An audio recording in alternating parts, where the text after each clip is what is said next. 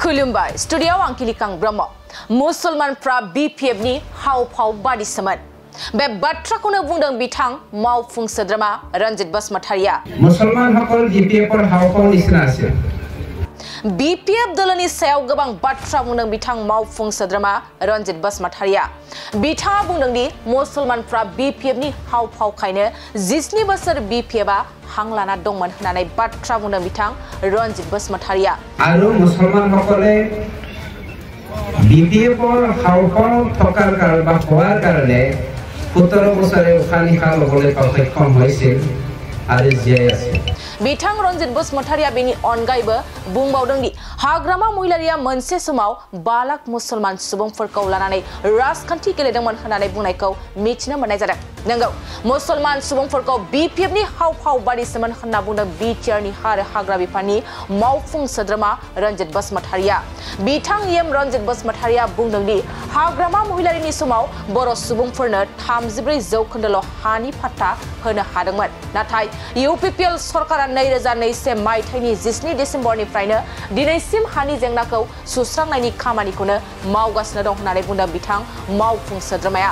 आरो हाग्रामा महिलारिया बर' सुबुंफोरनि हानि जेंनाखौनो सुस्रांनानै होआखै आरो माब्रै हाग्रामा महिलारिया मुसलमान सुबुंफोरनि हानि जेंनाखौ सुस्रांनानै होननानै गोख्रों बाथ्रा बुंदों बिथां एम रन्जित बसुमतारिया बेनि अनगायैबो बिथां मावफुं सोद्रोमा रन्जित बसुमतारिया मा बाथ्रा बुंबावदों आबुङै मिथिनानै लानि फै बीटीसी थका 35 लाख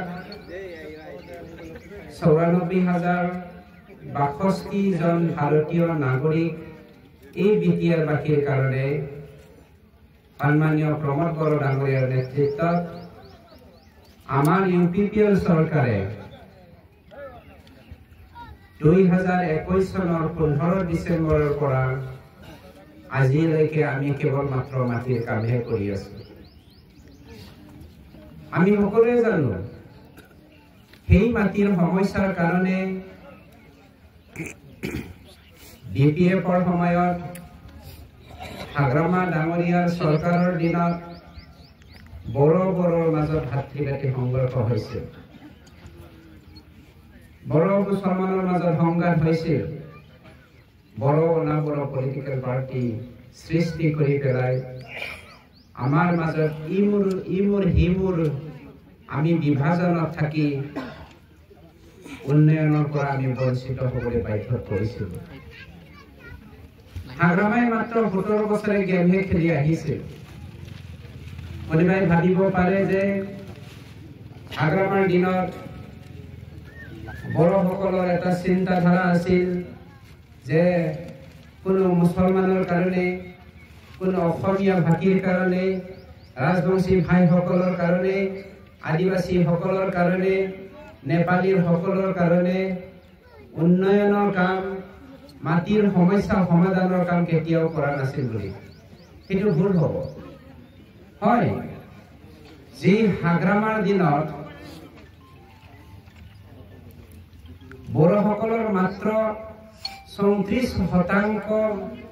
বড় সম্প্ৰদায়ৰ মানুহে মাটিৰ পাট্টা আছিল 66% মানুহৰ মাটিৰ সমস্যা আমি বড়সকলে ভুগি আছিলো হাগ্ৰামাই বড়সকলৰে মাটিৰ সমস্যা সমাধান কৰা নাই এই হাগ্ৰামাই মুছলমানৰ মাটিৰ সমস্যা কিয় কৰিব কাহানিও চিন্তা নকৰিব যদি প্ৰশ্ন সুধে হাগ্ৰামাৰ দিনত কিমান মাটিৰ পাট্টা দিয়া হল বুলি যদি মোক প্ৰশ্ন কৰে আমাৰ হাতত তথ্য আছে যে যোৱা 17 বছৰত কেৱল মাত্ৰ 15,000 মানুহৰ মাটিৰ সমস্যাহে সমাধান কৰিছিল আমাৰ দিনত মই মাটিৰ পাট্টা কেৱল মাত্ৰ কোৱা নাই টোটেল মাটিৰ সমস্যাটো আমি 2,60,004 বছৰত সমস্যা সমাধান কৰিছো এই 3 মাহৰটো হিচাপ যদি কৰে প্ৰায় মোটামুটি 3 লাখৰ ওচৰা-ওচৰি হৈছেগে মোৰ বিশ্বাস সেপ্টেম্বৰ মাহৰ আমাৰ ইলেকশন হ'বলৈ গৈ আছে ইলেকশনৰ আগ মুহূৰ্তলৈকে আমি 3 লাখতকৈ বেছি মানুহৰ মাটিৰ সমস্যা সমাধান কৰিবলৈ সক্ষম হ'ম ইয়াত কেৱল মাত্ৰ বড়ৰ নহয় কেৱল মাত্ৰ মুছলমানৰ নহয় কেৱল মাত্ৰ অসমীয়া বা ৰাজবংশীসকলৰ নহয়, সকলো জাতি জনগোষ্ঠী 35,84,062 জন ভাৰতীয় নাগৰিক বিটিয়াৰবাসীৰ কাৰণে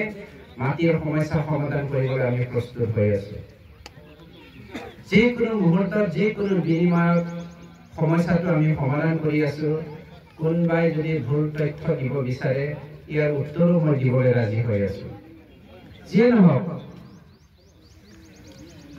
এই সময়ত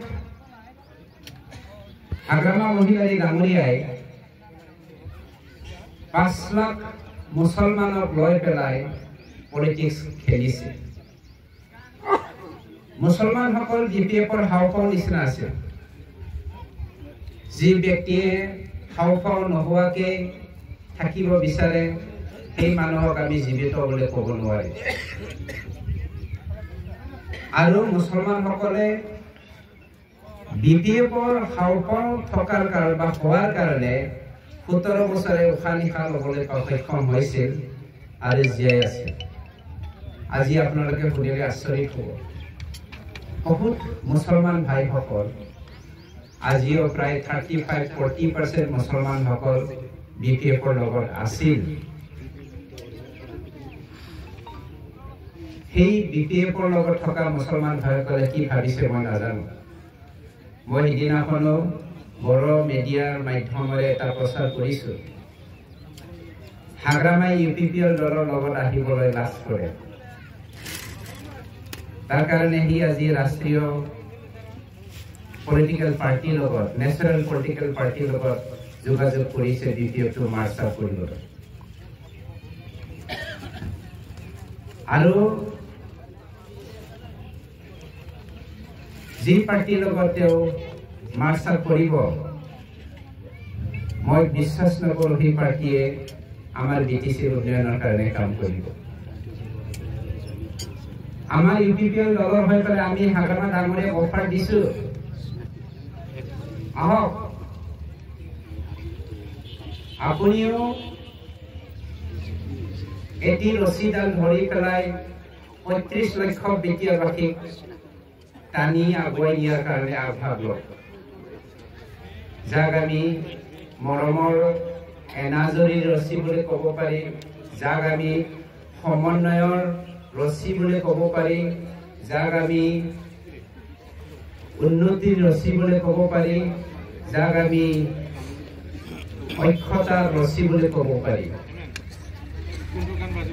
যদি হাগ্ৰামাই আহে,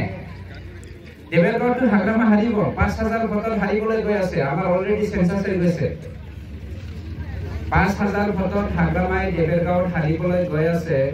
গতিকে দেবেৰগাঁৱত তাৰ আৰু জিকাৰ কোনো অংকই নাই, অংকই নিমিলা হৈ গৈছে।